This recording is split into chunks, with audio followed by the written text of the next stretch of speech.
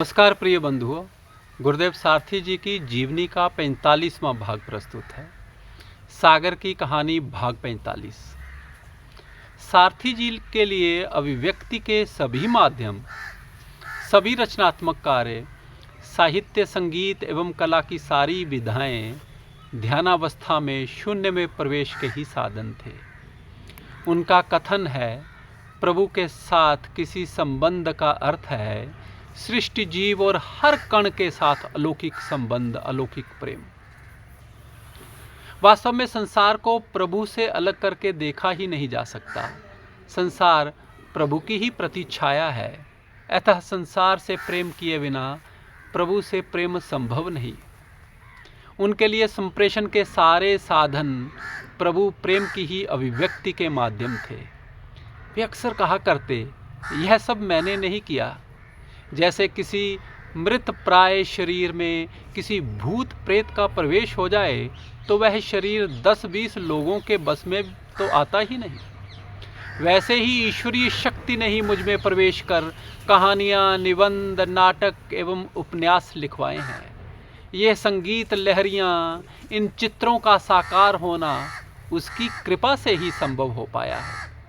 उनके द्वारा बनाए चित्र को देख कोई यदि उनसे कहता, बहुत सुंदर चित्र है, आप तो कमाल करते हो, इस पर मुस्कुराते हुए और कभी गंभीर मुद्रा में कहते, मुझे कुछ नहीं आता, मैं कुछ नहीं जानता, मेरा मस्तिष्क तो कोरे घड़े जैसा है, देखो कैसा बज रहा है।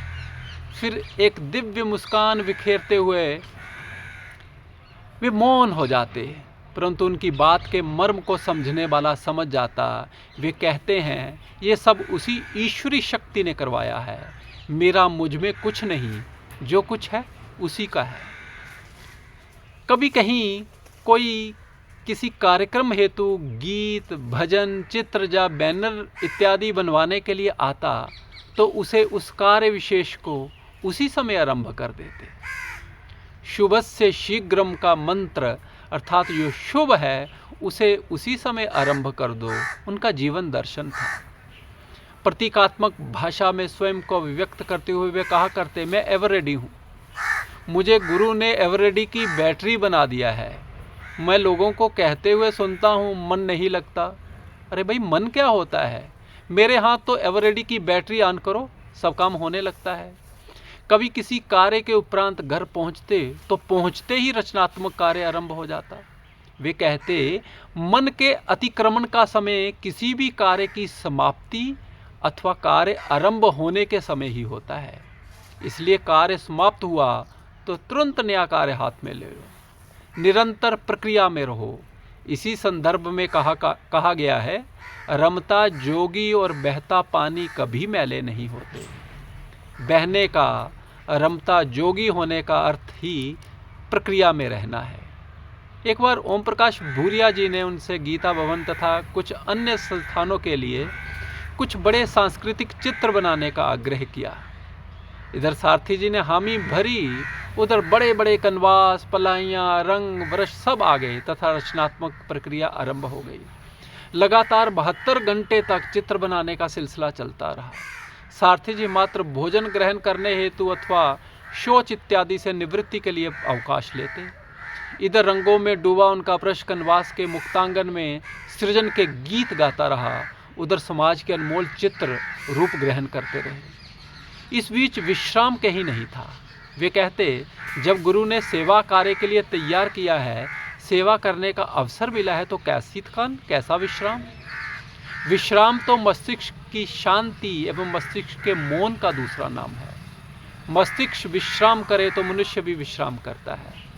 अतीत का सारा बोझ उठाकर फेंक दो, भविष्य के कपोल कल्पित संसार को अलविदा कह दो, वर्तमान में जीना सीख जाओ, कार्य ही विश्राम में परिवर्तित हो जाएगा। सारथी जी के घर में प्रवेश करता हूँ, वे ड्राइंग रूम में कुर्सी पर बैठे बंद गले वाले भूरे रंग के कोट के बटन बंद कर रहे हैं। पाँव में रहने वाली साधारण प्लास्टिक चप्पल का स्थान काले रंग के जूतों ने ले लिया है। अर्थ स्पष्ट है, वे कहीं बाहर जाने वाले हैं। मैं उनके चरणों में प्रणाम करता हूँ तो वे उन्हें देखे ही सहज भाव कहते हैं, राम भला करें। फिर मुझे निहार कर मुस्कुराते हुए कहते हैं, कैसे आना हुआ महाराज? मुझे लगता है अंतर्मन की सब बातें जानने वाले ये सब क्यों पूछ रहे हैं। फिर कुछ नाटकीय ढंग से गंभीर होते हुए कहते हैं, मैं तो एक कहानी गोष्ठी में भाग लेने के लिए रेडियो स्टेशन जाने ही वाला था। मैं स्वयं को कुछ अपराधी सा महसूस करता हूँ और कहता हूँ, आप हो आइए गुरुदेव, मैं बाद में आ जाऊँगा। इस पर हल्का सा मुस्कुराते हुए कहते हैं, कोई बात नहीं, आ गए हो तो बैठ जाओ। इतना कह वे सामने वाले कमरे में चले जाते हैं। कुछ पलों के बाद जब वे लौटते हैं तो उनका पहनावा बदल चुका है। बंद गले वाले कोट का स्थान हल्के नीले रंग के लंबे कुर्ते ने ले लिया है, जिस पर हल्के नीले रंग की ही स्वेटर है और पाँव में जूतों के स्थान पर सफ़ेद रंग की प्लास्टिक की चप्पलें हैं। उन्हें देखते ही लगता है जैसे उन्होंने बाहर जाने का कार्यक्रम रद्द कर दिया हो। आते ही कहते हैं, अब तुम कुछ महत्वपूर्ण होते जा रहे हो। उनकी आंखों में रूहानी खुमार है।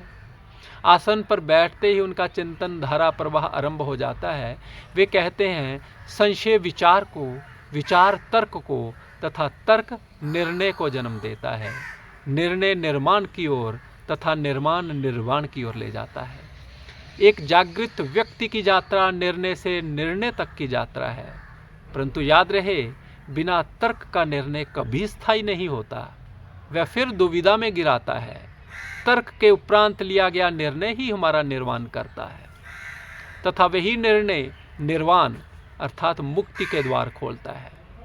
बात को उदाहरण के द्वारा स्पष्ट करते हुए वे कहते हैं, कुछ दिन पहले मुझे 15 अगस्त के दिन रेडियो स्टेशन से काव्य पाठ का निमंत्रण मिला, परंतु उस काव्य पाठ से कुछ घंटे पूर्व रणवीर स्कूल के प्राध्यापक ने निवेदन किया कि मैं स्कूल के विद्यार्थियों को स्वतंत्रता दिवस के अवसर पर संबोधित करूं।